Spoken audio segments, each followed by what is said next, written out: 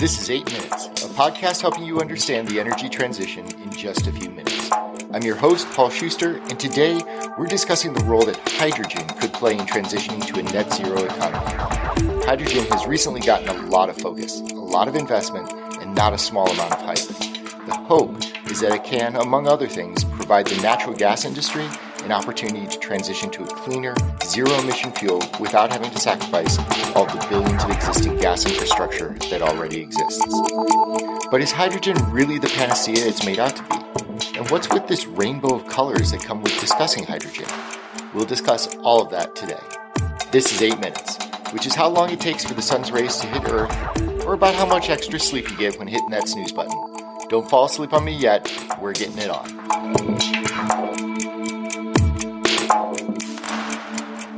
Hydrogen has gotten a lot of press recently as a superfuel for the energy transition. From being able to fuel aviation, long-distance trucking, cars, trains, home heating, industrial applications such as manufacturing steel, it seems that the uses of hydrogen are abundant and can displace so many applications of oil, gas, or other fossil fuels. But hydrogen isn't a simple fuel source to wrap your head around. For one thing, it doesn't occur naturally in enough quantity to base an economy around, so it needs to be produced. And that is where the rub is. There are countless ways to produce hydrogen, but only a few that truly count as clean energy. To help dissect these different production options, the hydrogen industry has developed a color-coded shorthand to explain where the hydrogen comes from. Now, before I get into that, it's important to understand that hydrogen is produced by basically splitting chemical molecules and producing H2, hydrogen, and some other byproduct. For instance, H2O, water, can be split into hydrogen and oxygen, which is good.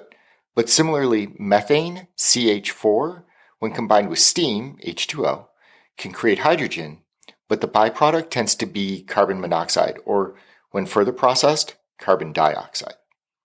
So the color scheme tries to take into account not just the base chemicals being split apart, like water or methane, but also the fuel being used to create the immense amount of energy required to split the molecules in the first place. If you're still with me then, let's talk rainbow. Most hydrogen being produced today is gray hydrogen. This is the methane-steam combination that I mentioned above. The process is considered dirty as it releases a large amount of CO2. Seemingly at odds with our ambitions on why to use hydrogen in the first place. Water can be split, but the energy source being used is really important. Black hydrogen burns black coal to create the electricity needed for the electrolysis process, while brown hydrogen uses lignite. Now, neither of those are going to advance clean energy goals, and neither truly should blue hydrogen, which uses natural gas to generate the electricity, though at least in the blue hydrogen case, the carbon emissions created from burning that gas could at least be captured in a sequestration system to keep it from re-entering the atmosphere.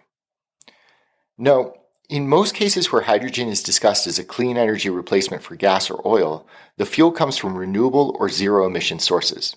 Green hydrogen, as the name implies, creates the electrolysis power from renewable resources. Pink hydrogen from nuclear power, or if we want to get even more specific, yellow hydrogen specifically from solar resources.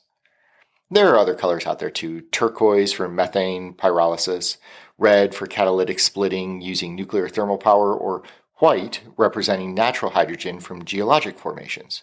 But at least for the purposes of the clean energy transition, a good shorthand is to think about green and pink hydrogen, and to a lesser extent blue hydrogen, as being of the most importance. It's into these categories of hydrogen production that massive investment is being made. For instance, the bipartisan infrastructure law that was passed in the U.S. in 2021 allocates $9.5 billion into the creation of hydrogen hubs.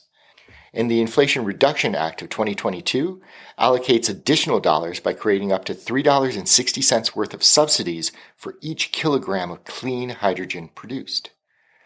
Globally, hydrogen is a big deal as well. The EU adopted its hydrogen strategy in 2020 to promote the transition away from natural gas, and by 2022 had already introduced over $9 billion in investment from its member countries. China has plans to develop 37 new hydrogen stations by 2025 to support their forecasted demand of nearly 35 million tons by 2030. And Australia is in the process of investing $1.4 billion into domestic production as well. The U.S. Department of Energy projects that the global hydrogen market will be around $2.5 trillion by 2050. So yeah, this is a big deal. But even assuming that we can get all of that new hydrogen from green, pink, or sequestered blue resources, is it really worth it? I mean, what are we going to do with all of this hydrogen? Ask anyone working in our space, and they can probably spout off a dozen immediate use cases for hydrogen. And while any of those could use H2 as a fuel, it doesn't mean all of them should. For instance, does it make sense for hydrogen to replace the natural gas being used in homes as a heating source?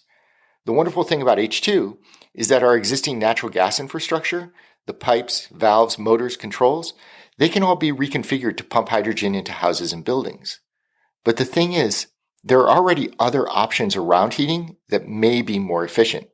Heat pumps, induction stoves, or other electrification options.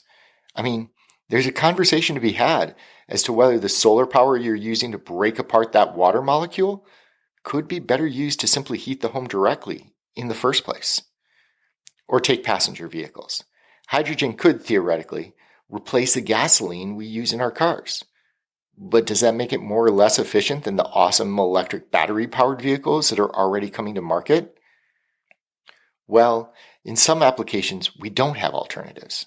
Steel manufacturing, for instance, uses a ton of energy. And if we can convert that over and burn clean hydrogen instead, then the greening of those industrial processes could be huge. Or to revisit the transportation question above, maybe hydrogen isn't useful for passenger vehicles, but could find an application in long-distance trucking, a use case where the size and weight of batteries has limited their effectiveness so far. It's into this realm of end-use cases that Michael Liebrich of Liebrich & Associates provides a really great visual for unpacking hope from hype. A link to his hydrogen ladder can be found in the episode notes for those of you who are looking to dig a little bit deeper into this topic.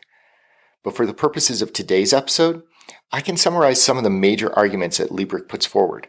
Namely, that clean hydrogen is going to win in the market in industries where hydrogen is already being employed, such as chemical feedstock, or in places where hydrogen can be the most economically efficient. Areas like industrial processing, food processing, aviation, or long-term energy storage. Those all have potential. But domestic heating or individual transport, those are probably not going to be radically remade by the hydrogen revolution. In short, hydrogen is a promising alternative to using natural gas, oil, or diesel fuels, but it's still in an early stage of development. Lots of money, though, is going into this industry, betting big that the $2.5 trillion market that the DOE foresees, that's going to materialize. Where it develops is going to be interesting, though, as green or pink or even blue hydrogen has the potential to fundamentally change certain heavy processing industries. But don't get too far ahead of the hype. Hydrogen isn't a panacea for every application where other, better alternatives may already exist. I'm Paul Schuster, and this has been your 8 Minutes.